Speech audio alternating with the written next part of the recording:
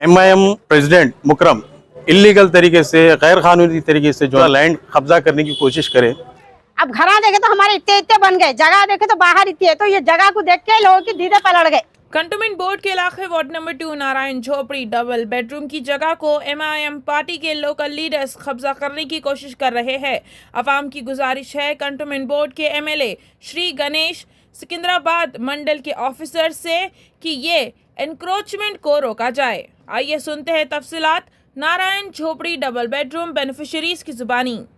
Land grabbing case book అయ్యి అరే బంద్ చేస్తున్నాం కదా అని మాట్లాడతాడు। మళ్ళా నువ్వు కూడా ఏమో ఒక్క చిన్న పారగీడ కనబడ్డా కానీ కేసు బుక్ అవుతుంది।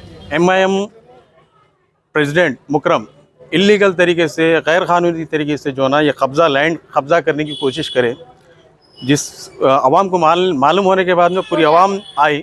सुबह 6 बजे से गुंडा खोदने की कोशिश करे। यहाँ पे इधर पीछे ऑलरेडी 10 तारीख के दिन सुबह 6 बजे फिर लेबर को लगा के जो ना गैर कानूनी तरीके से जो सो गुंडे खोद दिए। खोदने के बाद में कमेटी वाले आके कैसा खोलते बोल के ऑब्जेक्शन करके बंद कराने लगा दिया। बंद कराने के बाद में फिर आज नाजायज़ तरीके से फिर रॉडीनिज़म चालू कर दिया। आज फिर सुबह में आके, हालांकि उन्होंने बस्ती के सपोर्ट में रहना, पब्लिक के साथ रहना, आने उन्होंने एक वार्ड 2 प्रेसिडेंट बोलते एमआईएम का एक चेहरा है। चेहरा रहने लेडीज़ों के जेंट्स के जो भी मसले मसाइल कुछ भी रहे तो सॉल्व करना। इनका घर नहीं तोड़े, इन्होंने रुका दिए इनका घर।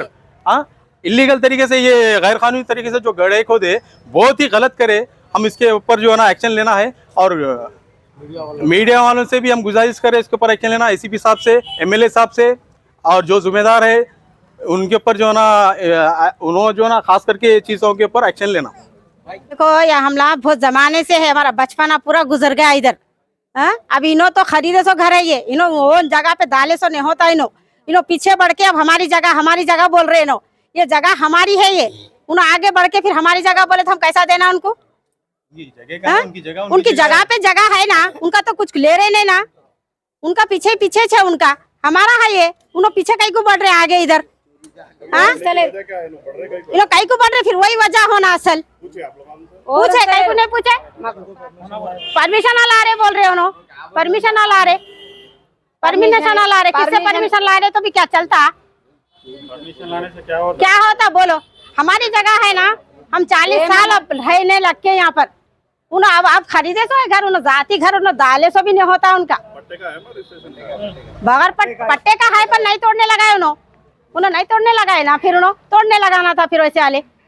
अब घरा देखे तो हमारे इतने इतने बन गए, जगह देखे तो बाहर इतनी है, तो ये जगह को देख के लोगों की दीदे पलट गए। असल वो हो गया और रखना कहाँ बोलो। अब छोटे मोटे घरा है, जगह है, कुछ भी मरते जीते आदमियाँ तो उनको बाहर अंदर नहीं डालते, घर में डाल लेना। जगह रहना बोल के तो छोड़े ना, छोड़े फिर हिसाब से तो हम भी खुश हो गए, जगह रही हमारे को बोल के पूरा बांध के तो बोलते थे। ఇది మా జాగా। ఇది ఆయన ఏం చేస్తుండే, ఇల్లు గల్లైనా ఇల్లీగల్ గా దొంగతనంగా గుంతలు తవ్వి నేను కబ్జా చేసుకుంటా అంటుండన్న। అది మాకొద్దు, మా జాగా ఇది, మా ఇండ్ల జాగా మాకే కావాలా।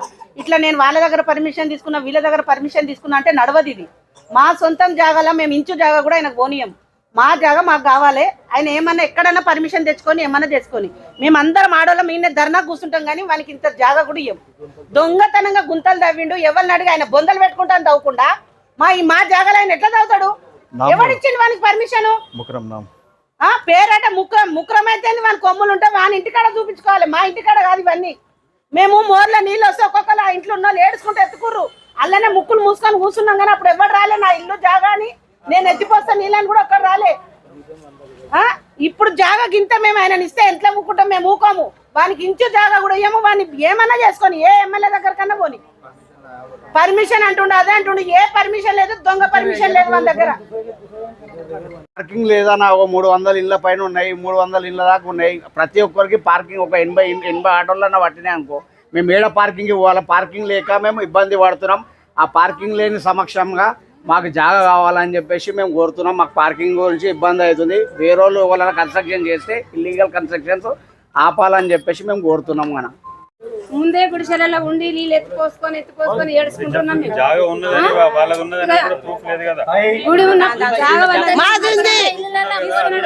గుడి కట్టినప్పుడు జాగా ఈ జాగానే ఉండే, ఈ గుడి కట్టినాక ఇంతవరకు కట్టి మొత్తం ఇండ్లే లేకుండా మాకు ఇండ్లకు నీళ్ళు స్టడీ చేసింది। देखिए, ये नारायण झोपड़ी वेलफेयर एसोसिएशन कमेटी की तरफ से, मैं एक मेंबर हूँ। ये ज़मीन मुकरम भाई 10 तारीख के दिन में जो है सो खोए डाल दिए थे, बम्बुआ डाल के ये ज़मीन लेने की कोशिश करे थे, जबकि ये पूरा साइड से बाउंड्री हाल पूरा पैक था, किसी को नज़र नहीं आ रहा था। तो उन्होंने क्या करे बोल तो नहीं दिख रहा ना बोल के इधर से ज़मीन के लिए खोए डाल दिए। तो हमारे को पता चला कमेटी वालों को, तो हम आके मुकरम भाई को बोले कि ज़मीन पे कुछ भी बनाओ मत, कुछ करो नको बोल के काम रुका दिए। उसके बावजूद भी ये कल रात इन्होंने जो है सो ये बाउंड्री का काम करना चालू कर दिए। और यहाँ पर जो भी ऑब्जेक्शन में बच्चे आए उन लोगों के ऊपर कंप्लेंट करता हूँ बोल के बोल रहे, ये गलत है ना, नहीं करना चाहिए। और यहाँ पर हमारे को पार्किंग का बहुत बड़ा इश्यू आने वाला है। और ट्रांसफार्मर को जो है सो आप उधर बताइए, ट्रांसफार्मर उधर है, वो ट्रांसफार्मर को जो है सो और घर के करीब कर रहे बोल रहे। अगर किसी की जान अगर चले गई तो कौन ला के देता?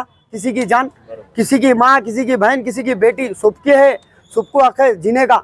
अगर गलती से नाजायज कब्जा हो गया ज़मीन का, हमारा ट्रांसफार्मर अगर उधर चेंज करके लगा दिए, तो अगर कोई मर गए तो उसकी जिम्मेदारी किसके ऊपर आयद होती? हम एमएलए साहब से यही गुजारिश कर रहे कि हमारे को पार्किंग का प्रॉब्लम है कि ये ट्रांसफार्मर का प्रॉब्लम थोड़ा हटके नहीं, वहाँ पर जहाँ बताए थे वहाँ पर करंट डिपार्टमेंट वाला आके सिलेक्शन करे थे ज़मीन ट्रांसफार्मर के लिए, वहाँ पर ही रहने दीजिए। और ये ज़मीन को बचाना हमारों का काम है, क्योंकि हमारे आने वाले पीरियड में हमारे को प्रॉब्लम होता, और कोई मर गए करे तो भी प्रॉब्लम होती, हमारे को पार्किंग की नहीं है। अब यहाँ पर ये इशू उठा, एक दिन पहले जो है सो पीछे दरगाह के साइड में भी इशू उठा, उधर के भी वीडियोस हमारे पास है। उधर वाले बोल रहे इन लोगों को दिए तो हमारे को दो बोल रहे। हम नारायण झोपड़ी वाले किसी के ज़मीन में नहीं गए, फिर हमारी ज़मीन में इन लोग आने की वजह क्या है हमारे को समझने नहीं आ रहा। और जो है सो हमारी पार्किंग को लोग बोल रहे हमारे को भी उधर जगह दो बोल रहे, हम किसको देंगे? अगर हम सबको दिए तो हमारे गाड़ियाँ किसी के घर के नहीं लेकर के रखे तो तुम ना बर्दाश्त करते क्या? हमारे को ये प्रॉब्लम है। हम बोलने का मतलब ये है, हमारे सीएम साहब तक भी अगर बात गई, एमएलए साहब हमारे बहुत अच्छा काम करे, हम हमारे एमएलए साहब से तहे दिल से हम शुक्र अदा कर रहे कि हमारे घर इतना जल्दी से जल्दी हमारे घर सीएम साहब की परमिशन से एमएलए साहब जो है सो काम करा के लेके आए यहाँ तक, और चंद दिन बाकी है हमारे घर देने के लिए। अब वो टाइम पे आके यहाँ ज़मीन कब्जा कर रहे। ये है हमारी गुजारिश, ये है कि एमएलए साहब से कि एमएलए साहब ये हमारी ज़मीन ना हक के दूसरे जने आके हमारी कब्जा कर रहे। आपसे अदबन गुजारिश है, हमारी ज़मीन को बचाइए। आपका हम तहे दिल से शुक्र अदा करते, और आप हमारे को घरां का काम इतना जल्दी कराए।